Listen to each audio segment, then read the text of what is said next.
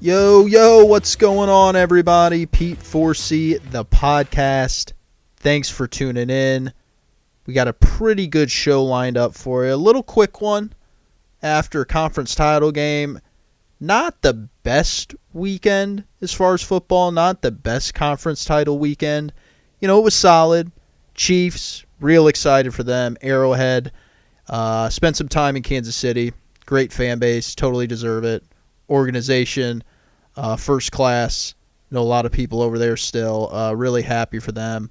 But the game overall, kind of went as I expected. I'll dive into that. Had a real dud in the NFC. I mean, that was just bad. So not too much to touch on there, but we will talk about it. And then, of course, peel back the Super Bowl. Really get into that next week. So a quicker show, but got to talk about the Hall of Fame.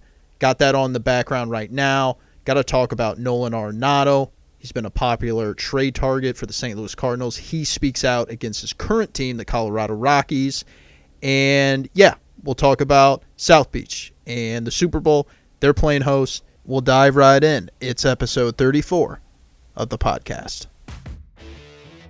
Well, we got to start in Kansas City, which, what an atmosphere. Arrowhead Stadium. If you haven't been, and I was fortunate enough to work for the Kansas City Chiefs. I worked on the business side for the 2018 season, and I got to go to every game, experience Arrowhead. Probably, just from looking afar from every other place, it's got to be top 3 stadium atmospheres in the NFL. 70,000 people. Pretty sure they had like 50 this past year for a preseason game. Place is loud. Tailgate is, just 1,000 yards each way. South end, north end, east, west. It's really incredible. And, they really deserve what they got here. From a fan base perspective, from an organizational perspective, the players, coaches, executives, they all deserve it. Been pouring through social media. A lot of people are happy. From the people that I know there, the people that I work.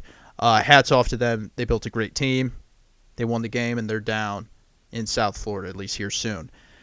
But I couldn't help but think they won it in a way that maybe you didn't quite expect going into the game Sunday, and it just proves that they have a lot to look forward to because they got the baddest dude on the planet.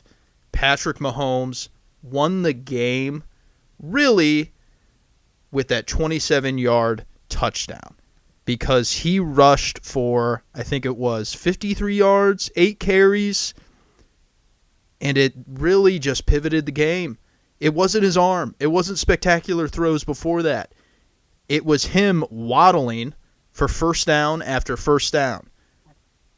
The Tennessee Titans were scared to death of him throwing it over their heads that he said, okay, fine. I'll just run for 6. I'll run for 9. I'll pick up a first down. We'll move the chains, and then we'll go from there. It's what's so incredible about him. He has every physical gift out there, yet he's so disciplined to take what the defense gives him. He has the mental capacity to know who's going to be open. At such a young age, he's 24 years old, and he's playing like the baddest dude on the planet, like he is. This game was simple. Tennessee Titans could not play any other way than from ahead through opening up throws from play action by running Derrick Henry into the ground and effectively because it stopped becoming effective. I got worried for a second. I got pretty worried with Steve Spagnuolo.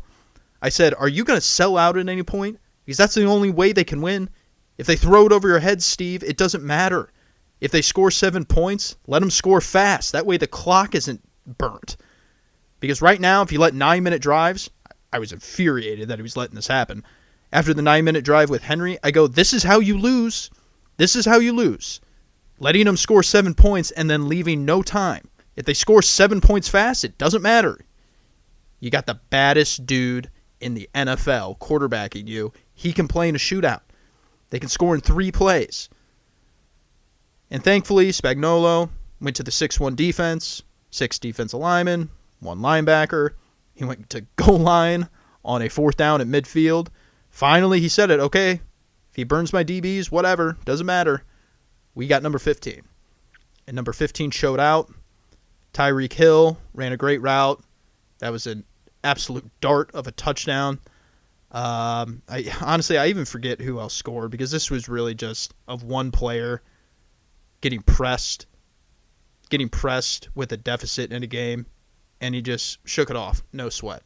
Patrick Mahomes is the best player in the NFL right now, and Kansas City, you're headed to the Super Bowl. You deserve it, and you got a bright, bright future for about the next 15 years.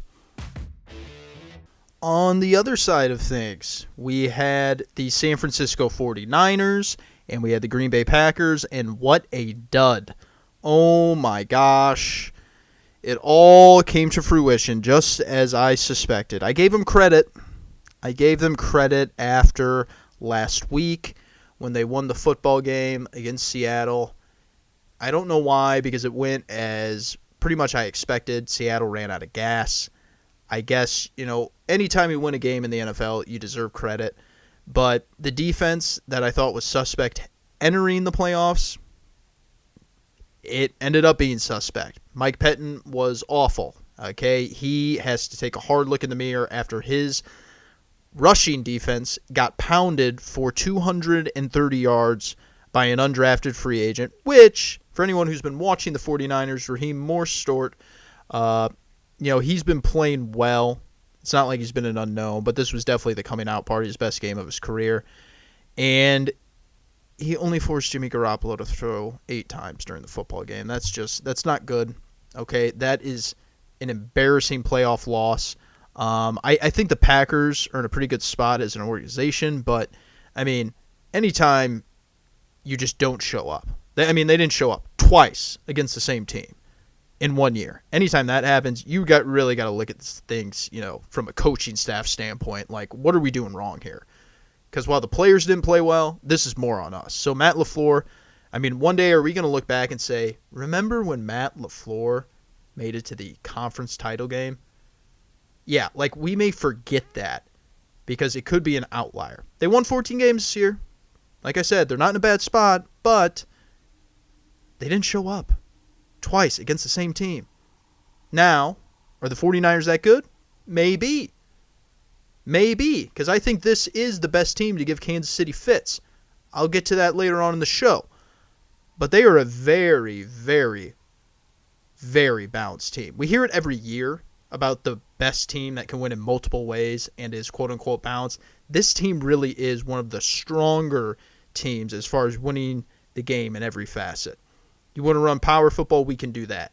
You want to run finesse football, we can do that. Outside zone, inside zone, traps, counters, throw the football, intermediate, short, play action pass. We got a mobile quarterback. We got the best route runners collectively as a wide receiver core. Kittle, Sanders, Debo.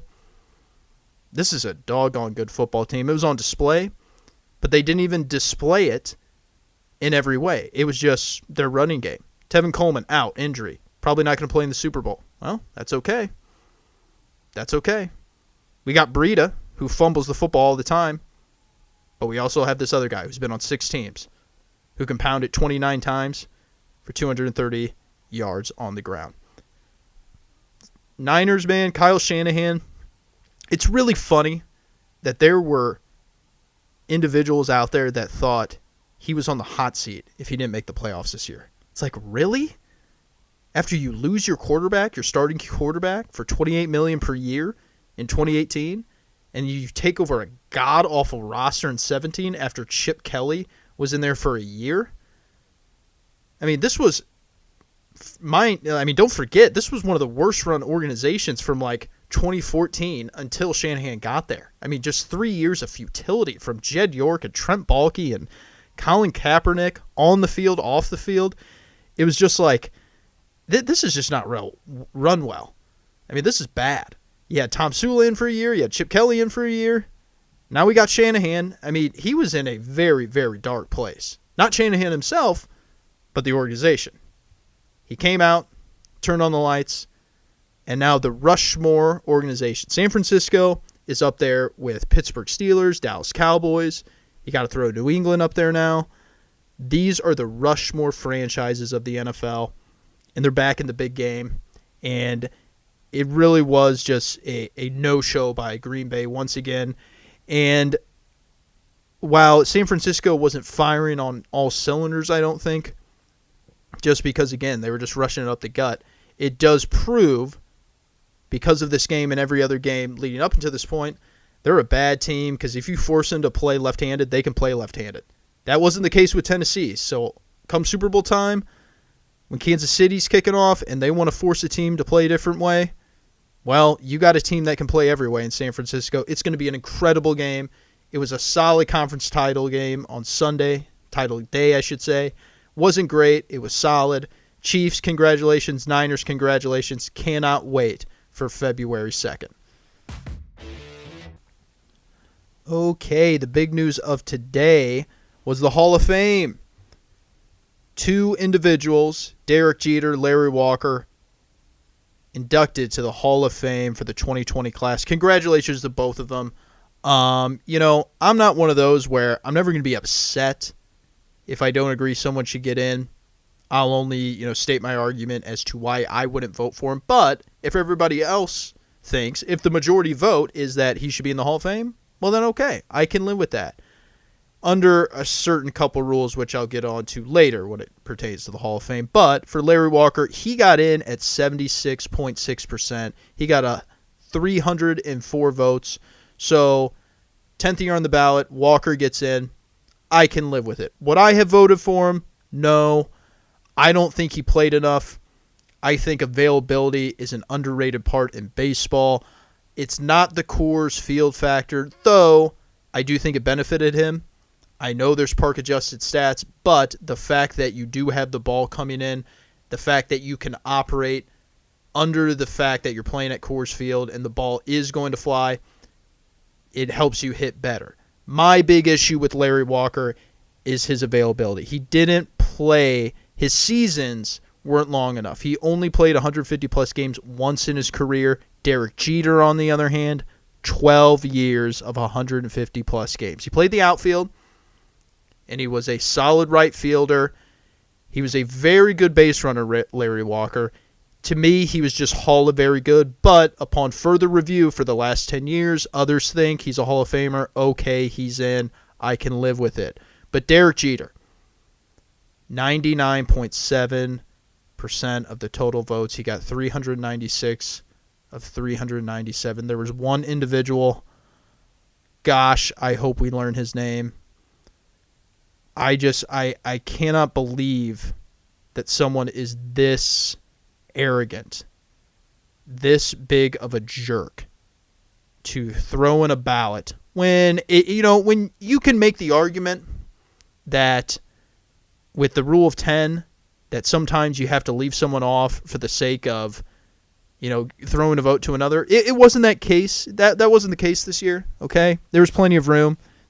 There's obvious ones that just don't deserve to be there, and yet you leave Derek Jeter off. I don't know if it was an abstain ballot. I don't know if anyone handed in a blank ballot, but that just irritates me to no end. Derek Jeter is, he's almost underrated, okay? He's got the 6th most hits all time.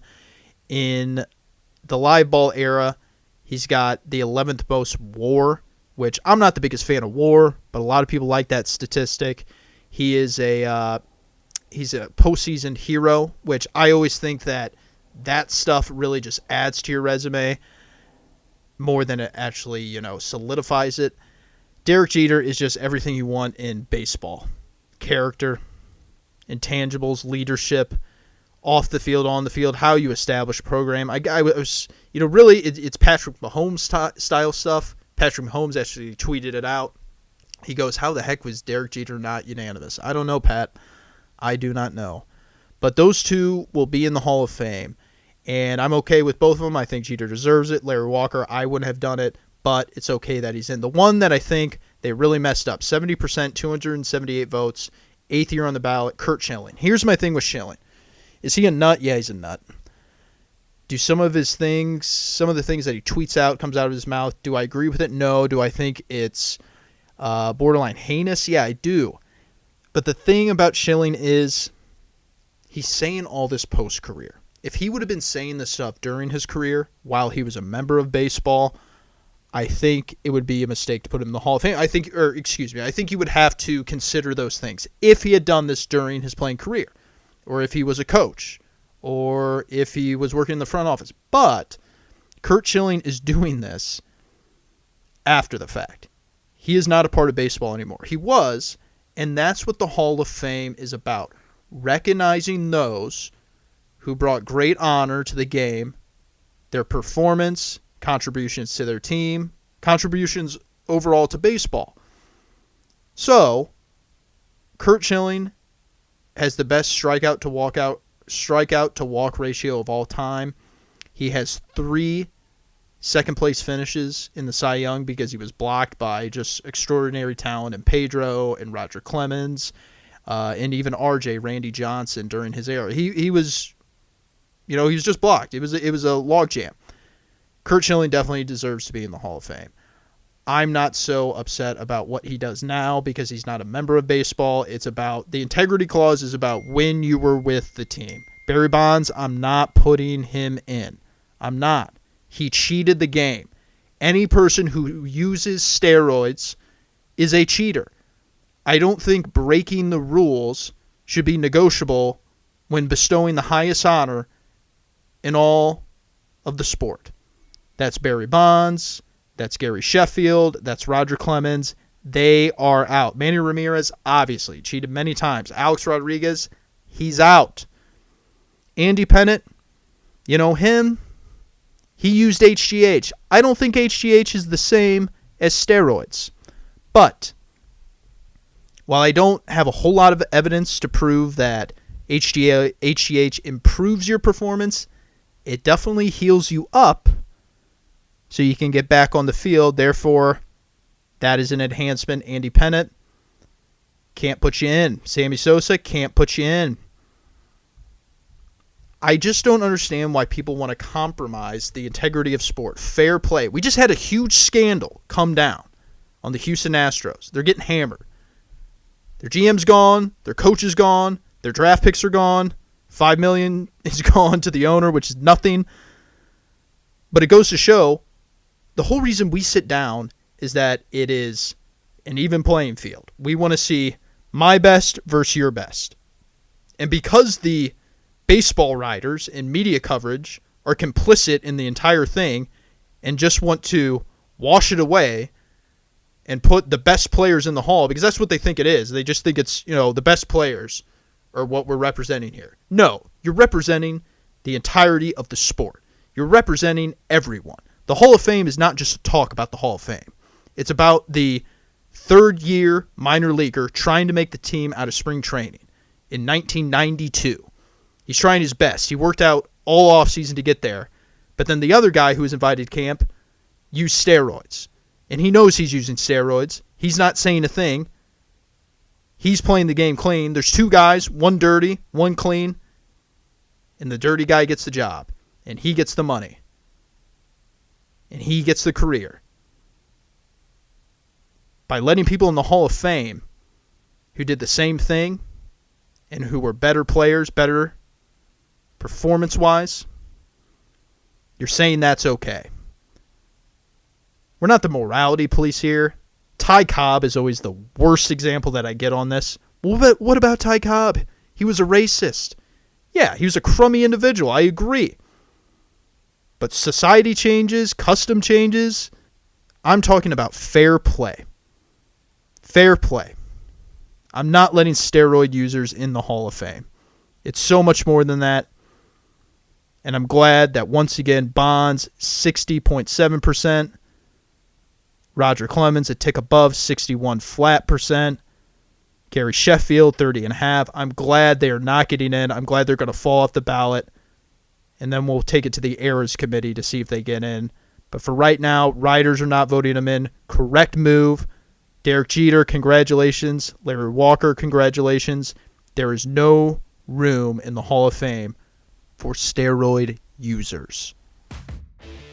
Sticking with baseball, got MLB Network on the background, really get jazzed up for the season. Really just a short couple months away. Before you know it, catchers and pitchers will be reporting, and can't wait to get the season going. Cardinals, their third base situation, appears like they're not going to make a move, but there is that third baseman in Colorado. He's making some noise. He's calling out his GM. He's calling out the front office fairly ambiguously. He's saying he feels disrespected, but then he's not going into details on Jeff Breidick, the general manager. I think I'm saying that name correctly. And the Rockies organization overall. He is close as it gets to demanding a trade without demanding a trade. And it just makes me want to bring clarity to the whole thing. You know, I think Arenado is a special player, 7-time Gold Gloves. I think he's about 40% better than the rest of the league, maybe 30% or so. But this guy has to remember, you started all this. You started all this. You signed an 8-year deal, $260 million, coming off 2 postseason berths with the Rockies, back-to-back. The team made the playoffs. And then about mid-season, when things weren't going well, you got mad at the front office because they didn't make a move at the deadline, even though their flexibility was pretty tight, even though guys were underperforming. A large core of the roster from the 18 team and the 17 team still intact, not living up to expectations. You got upset, and you suggested that you would ask for a trade if things didn't change. The guy that they signed to all that money to be a leader, to stick around through thick and thin, to be a Rocky. You decided that when things got tough, I'm going to voice my opinion about how I don't want to be here. You signed a contract. I believe in honoring contracts. I also believe in free market. But you signed a contract, and then when things get tough, you decide to lurch. And then you did it at the end of the year. You said it feels like a rebuild just because the owner came out and said there's not going to be a splash signing. Well, newsflash, sometimes the splash signing isn't the correct one.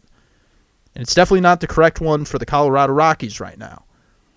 But they've done nothing but add talent over the last 2 years to improve their team.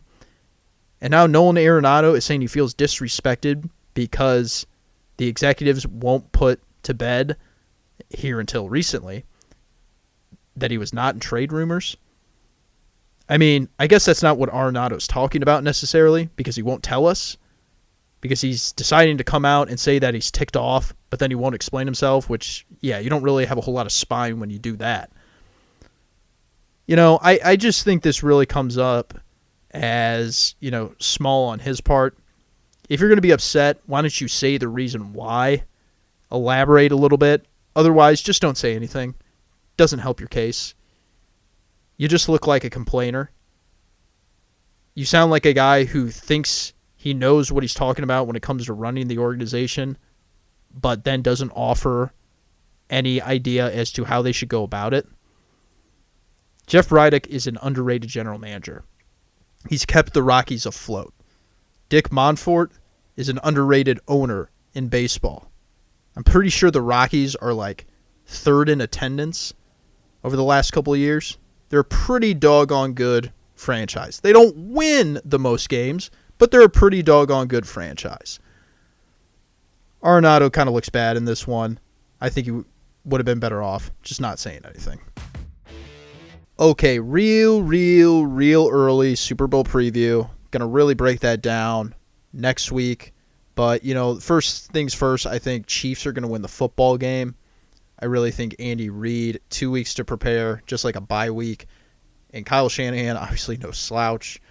But Andy Reid, 2 weeks to prepare. Patrick Mahomes playing in a way that he hasn't played before in the conference title game with his legs. Making a couple special throws, not making several throws, just proves his foot wasn't even on the gas. His foot wasn't even on the gas, and if he has to put it full throttle, he will, and he hasn't played a bad game yet, so it's hard not to pick them. Early score prediction, 34-27 Chiefs. Niners put up a fight. I think that Jimmy G, not going to say that he's due for an interception, but he does throw a lot of interceptions where he doesn't see the field. He doesn't see the second level too good. I think the Chiefs could give him fits in that area, especially with Spagnuolo, again, having the extra preparation time. Now, Robert Saleh was a head coaching candidate. Didn't get it for the Browns. They went with Kevin Stefanski. And he's got the boys playing well. I think they got a defensive line that's fast, that's big, that's tough, that could give the Chiefs fits. I think they have the makeup. If it happens, I would be somewhat surprised. I wouldn't be shocked. I really think, when it comes down to it, with weather not involved, which is going to be an interesting factor down in South Florida, if you get a rain shower at some point during the game, about 5 o'clock, right when the game's starting, if that becomes an element. I just really like where the Chiefs are at right now. Middle of the season, I think Niners would have a better shot. Niners have played a very complete game, but it's really a situation where Chiefs can put up so many points at any point at which they're on the field that you got to feel really good about winning this game. I do think, though, that with Kyle Shanahan, he's going to put up points on his side of the ball, and I don't think they're going to turn the ball over. I mean, it would have to be just a boneheaded move by Jimmy, and he's just played so well at this point. I think it's going to be a heck of a game. And I know that's easy to say when we're at the championship, when we're at the last one, but it really is because of where both teams are right now. Sometimes you win ugly. These teams haven't really won ugly yet. They haven't really played ugly all year. I mean, for the Chiefs, when they lost, it's because they were banged up. I mean, they weren't healthy. And now they're fully healthy. I know the Niners got to worry about Coleman, but, I mean, they got a million running backs that are good, that can do the job. It's going to be really interesting. Can't wait for this game. Once again, early prediction, 34-27. Kansas City takes home their second world championship. Appreciate everyone listening. Thanks so much. A little quick hitter here today. We're going to take a deeper dive into it next week, Super Bowl week, all the nuts and bolts between matchups, prop bets, final scores, everything you need to know for the Super Bowl. Next week, we're going to take a very deep dive into it. Cannot wait. Chiefs, Niners, going to be a heck of a one down in Miami. Thanks so much, y'all. Hit me up with your questions at Pete4C, Twitter, Snapchat, Instagram, whatever you got. Hit me up. Read them right here on the show. We'll talk to you next week.